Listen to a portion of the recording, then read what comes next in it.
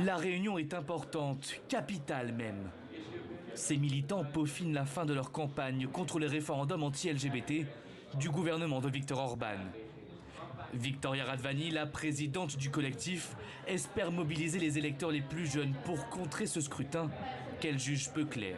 Ce référendum laisse une grande place à l'interprétation et c'est pour ça qu'il est dangereux. La chose la plus importante, c'est de faire en sorte que cette folle chasse aux sorcières contre la communauté LGBT s'arrête là.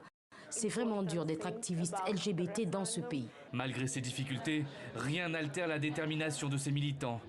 Mais dans une lutte commune, les stratégies ne sont pas toujours les mêmes selon les collectifs.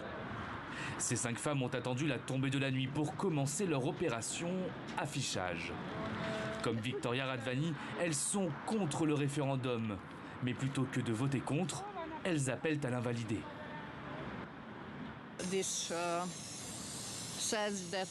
Ici, il est écrit, pour des questions invalides, donner une réponse invalide. Dans un pays normal, les enseignants expliquent ce qu'est la sexualité, ce que c'est que d'être différent, ce que c'est qu'être gay, lesbienne ou transgenre. Ces questions doivent être abordées ouvertement à l'école. Les gens ne devraient pas voter à propos de ces questions. Aller voter donc, mais rendre son bulletin invalide. Car en Hongrie, un référendum est validé seulement si 50% des électeurs inscrits ont voté soit oui, soit non. Dans la rue, aux yeux de tous, ce genre d'action interpelle.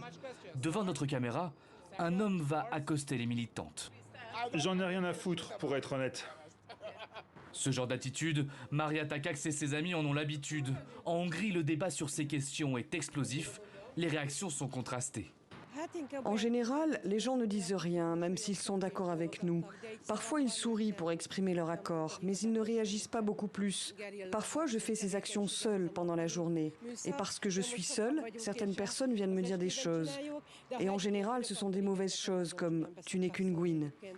Alors, voter contre ou invalider le scrutin, les stratégies diffèrent, mais l'objectif reste le même, faire taire Viktor Orban et sa politique.